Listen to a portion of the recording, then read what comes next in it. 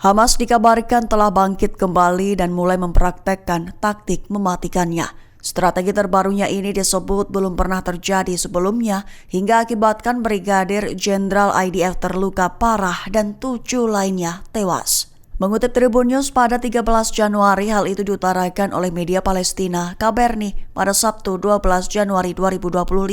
Dilaporkan bahwa sebanyak 7 tentara IDF dan sekira 30 lainnya terluka, termasuk 11 orang kritis. Rincian ketujuh kematian yang disebutkan adalah 4 orang dari Brigade Nahal, 2 dari Batalion Netzah Yehuda yang berafiliasi dengan Brigade Fir, dan 1 dari Brigade Givati. Dilaporkan juga bahwa proses evakuasi sekira 30 perwira dan tentara dari jalur Gaza telah dilakukan.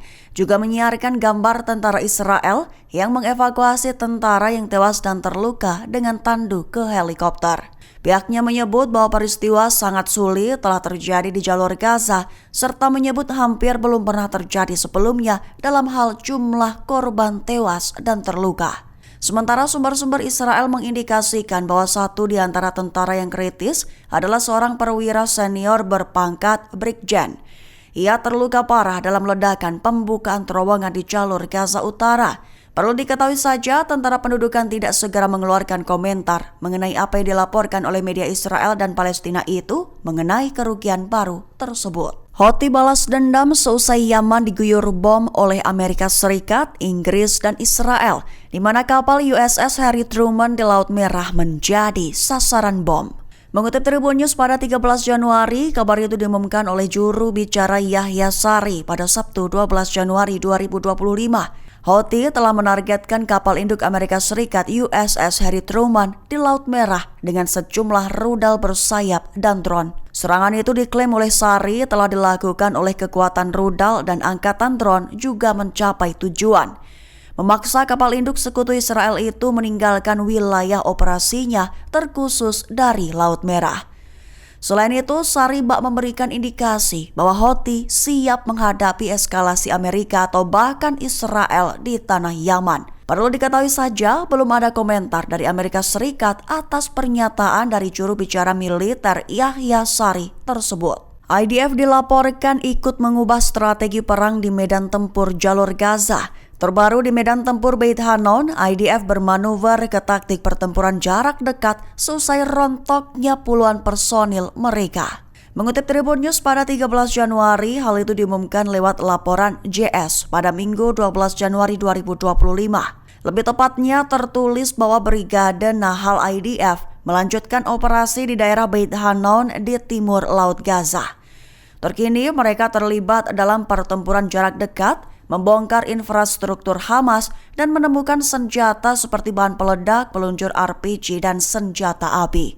Mengutip pembaruan dari IDF, laporan menjelaskan bahwa Brigade Nahal mengamuk dengan menyerang bangunan-bangunan yang dipasangi jebakan dan lokasi penyimpanan senjata yang dipandu oleh pusat pengendalian tembakan.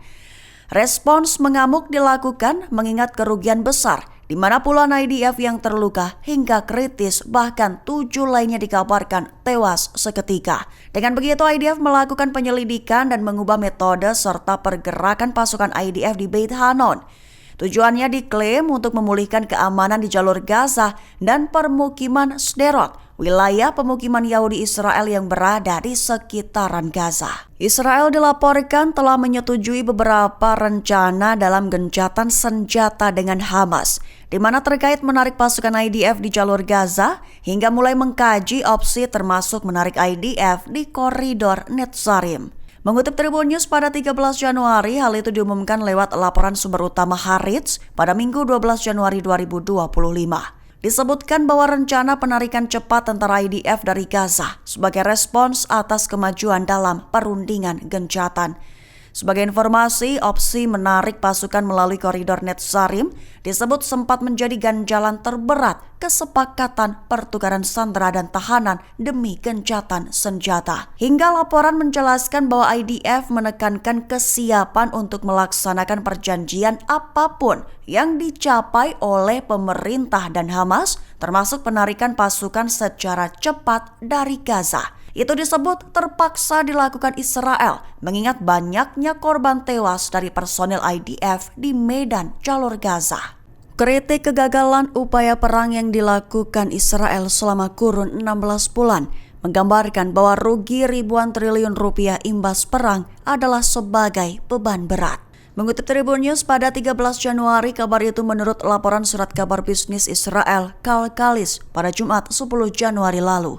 Dilaporkan bahwa Israel menderita kerugian besar dan belum juga mencapai target perang mereka di jalur Gaza sejak melancarkan invasi militer darat pada 7 Oktober 2023 silam. Dalam 16 bulan terakhir, kerugian ekonomi akibat perang Israel di Gaza disebut sudah mencapai sekira 250 miliar shekel atau sekira 1.102 triliun rupiah pada akhir tahun 2024. Jumlah itu dilaporkan Kalkalis yang mencerminkan perkiraan Bank Israel. Kerugian ekonomi itu mencakup biaya militer langsung, pengeluaran sipil, dan kerugian pendapatan, tetapi bukan dampak finansial sepenuhnya. Laporan juga menggambarkan biaya tersebut sebagai beban berat, serta mengkritik kegagalan upaya perang, menyoroti perlunya peningkatan substansial dalam anggaran pertahanan Israel selama dekade berikutnya. Kelompok Yahudi Torah Judaism menyerukan kepada semua negara dan masyarakat, terkhusus untuk memutus semua hubungan dengan Israel dan Zionis. Mengutip Al-Mayadin pada 13 Januari, hal itu diutarakan oleh kelompok Yahudi tersebut dalam unggahan di X resmi mereka pada 12 Januari 2025. Lebih tepatnya, Torah Judaism menyerukan kepada semua negara dan masyarakat untuk memutus semua hubungan dengan Israel dan Zionis, menyerukan agar jangan membantu mereka, jangan membiarkan mereka masuk ke semua negara lain. Lantaran Israel dan Zionis disebutnya akan mencoba menghancurkan, mendominasi, dan memperbudak jika negara lain yang juga sekutu telah menunjukkan kelemahan sekecil mungkin. Pihaknya menekankan bahwa Zionisme adalah pendukung utama Holocaust karena memungkinkan berdirinya pendudukan Israel. Tegas menyebut Judaisme sebagai agama yang sangat menentang dan tidak diwakili oleh Zionisme, yang menurut pernyataan tersebut merupakan ideologi yang mendirikan Israel atas darah orang-orang Yahudi yang bekerja sama dengan Nazi. Kelompok hak asasi manusia yang bermarkas di Brussels, yakni Yayasan Hain Rajab, dilaporkan telah mengirim 1.000 nama tentara Israel ke Mahkamah Kriminal Internasional alias ICC. Mereka menghubungkan para tentara IDF itu dengan kejahatan perang melalui jejak digital mereka di Gaza, Lebanon, dan Suriah. Mengutip Palestine Chronicle pada 13 Januari, kabar itu menurut surat kabar Israel Haaretz beberapa waktu ini. Dilaporkan bahwa lebih dari 1.000 nama tentara Israel telah dikirim ke ICC.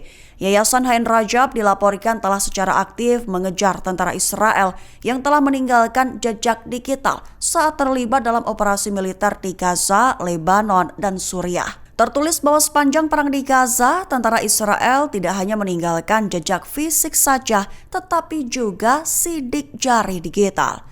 Diklaim banyak dari mereka mengunggah video dan foto diri mereka secara daring. Bahkan terkadang merekam perilaku tidak pantas dan potensi kejahatan perang secara spontan.